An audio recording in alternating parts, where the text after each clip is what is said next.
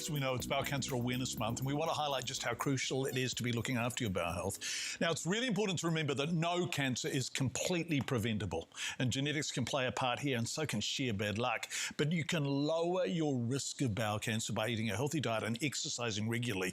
So, as part of our bowel cancer awareness conversations, we want some really practical and useful tips for basically good bowel nutrition, right? Upping your intake of fibre. And we've got with us the wonderful Claire Turnbull from claireturnbull.co.nz, claireturnbull.co.nz. So nice to see you, Claire. Thank you. It's been ages.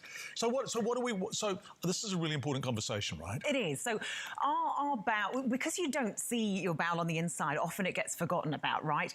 But at the end of the day, not looking after the health of your bowel can have serious, serious consequences. Hell yes. And because we don't often talk about, things that come out the other end, then often this gets missed. And the reality is with bowel cancer is that there's a lot that we can do to reduce our risk. And that's where we need to take some steps, particularly men as well. Okay. Why? So what's the difference between men and women here? So men have slightly higher rates of bowel cancer. The other things that we've got to remember is men actually need more fibre than women, but don't eat any more. And when it comes to the conversation around red meat, processed meat, it's a lot of guys that they're not the first ones that are reducing their intake. It'll be females that say, oh, I'll have a little bit less red meat. But it's the guys, that are often ordering the salami pizzas, the, ham and cheese sandwiches. And it's really just looking at their relative risk. And they're the ones that don't necessarily go to the doctors, and they're the, less likely to point out the blood in their stool and things like that because of the embarrassing conversations. So, it's important for all of us, but, men often aren't great at their fruit and veggie intake either. Right. Okay. So so this is great because we have on the table stuff that we could eat and should eat, more importantly. Definitely. So what should we eat? Okay. So the conversation really is about fibre. So fibre, there's 3 types of fibre. Soluble, which basically is a gel that slows the movement of food down. There is insoluble, which is roughage. Right. Can we go through them one at a time? Yeah. So soluble. So why do we need soluble? So it creates a gel which basically slows the rate that food goes from the stomach into the small intestine. What that means is it allows there to be more time for the nutrients to be absorbed. Okay, so you've got your mouth, esophagus, stomach, small intestine. That's where the nutrients are absorbed. You don't want it to go too quickly through there, so you can absorb the food. Then the insoluble fibre is the roughage. What that does is it bulks out the stool, and it almost acts like a bottle brush as you're going through and keeps things moving through. Then there's something called resistant starch. So we need a combination of soluble and insoluble. Insoluble. And resistant starch is basically, we've got this what's called your microbiome. And your microbiome is, you've got this complex array of microorganisms that live inside you, roughly around 2 to 3 kilograms. And you say that again? 2 to 3 kilograms, yeah. Whoa. So you've got this amazing internal ecosystem.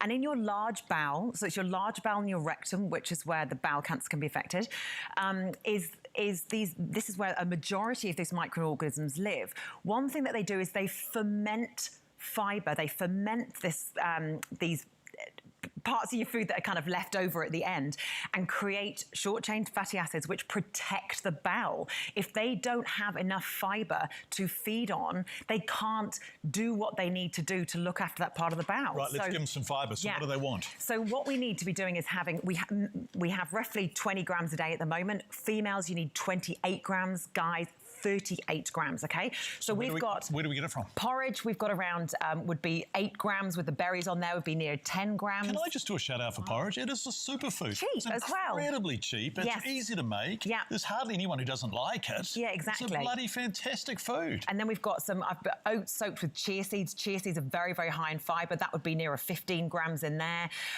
With your meat, so with meat, it's reducing it to 350 to 500 grams cooked weight, trying to eliminate processed meats as much as possible. 350 to 500 grams cooked weight over what period? Over a week. Okay, thank you. Yep. And so there I've just bulked that out with some kidney beans, brown rice higher in fibre, salads, your soup here, that would be a good 10 to 12 grams. I just want to come back to the 350 to 500 because I suspect people are really listening to this. Yes. So that's per week. So that's about 700 grams raw weight. Okay. And what meats are we talking about here? That's red meats? So beef, pork, lamb. is the ones there. So what we're saying is an upper range of 700 uncooked a week. Yes. So they're weighing... So that's our red meats. That's our red meats. And that's because they do provide valuable nutrients, you know, iron, zinc. A lot of 1 in 14 women are low in iron in New Zealand. But, you know, it's that men versus women, and you know, and it's the processed meat. So the salami, the ham, the bacon. There is no safe level. So the recommendation from the World Cancer Research Fund is, you know, limit, if at all, those foods, because they are group 1 carcinogen. There is no safe amount in terms of your cancer risk of those foods. Wow. So, you know, that's a significant... And we love these things, but that fits into the same category as alcohol. And we love them, and they're socially normal. I love a bacon butty with a beer. I love a bacon. Yeah. No, so, you know, so do I. It's not about whether we enjoy, you know, and I'm, you know, I may work in nutrition, but I enjoy these foods too. It's just being mindful that there's a difference between having those particularly high-risk foods every day, along with all, you know, low fibre, too much alcohol, high-processed meats. It puts you at risk. And particularly, again, we also need to be aware that if we do notice symptoms and signs that we need to go and get checked, because, you know... Okay, so I want to come back to the good foods conversation. Yes. So the porridge, the chia seeds, I reckon lots of people won't eat chia seeds. Yeah. The moment you say it, everyone thinks, are you from Grey Lynn? So tell us about them. Yeah. What do we do with them? Where do we buy them? What do we do with them? You can buy them at any single supermarket. You can buy them at fruit and veggie stores. They're best soaked, so that's just soaked in oats. And then they're not expensive. All nuts and seeds are fantastic, really. You know, so that you know, there is a good 4 grams. A tablespoon of peanut butter, it doesn't need to be whole. They can be, peanut butter has still got 4 grams in a tablespoon. Put it into a smoothie. Put it on top of your porridge. You know, peanut butter on toast is better than jam. Peanut butter on your porridge? Yeah. So that it adds. Do you do that, Indira? Peanut butter on. Hayden does it every day. Hayden does peanut butter on his porridge. Who knew? I've never done that. Well, it's just it's an easy way to add healthy fat, bit of protein, fibre. And, you know, a banana's got 4 grams. One of the basic things is a lot of us are not getting the principal amount of fruit and vegetables that we need. And I get that, you know, but, you know, even the pulses, lentils, chickpeas, they are cheap. I was just going to say, everything on this table today is cheap. Yeah. Okay. Boy, this has been good. I've learned a lot today. Peanut butter on your porridge may be a bridge too far, but I'll give it a go. ClaireTurnbull.co.nz. Thank you very much. Thank you very much. It's a good conversation. Thank you, Claire. Thanks. Stay with us. We're going to eat some peanut butter on porridge and we'll be back after the break.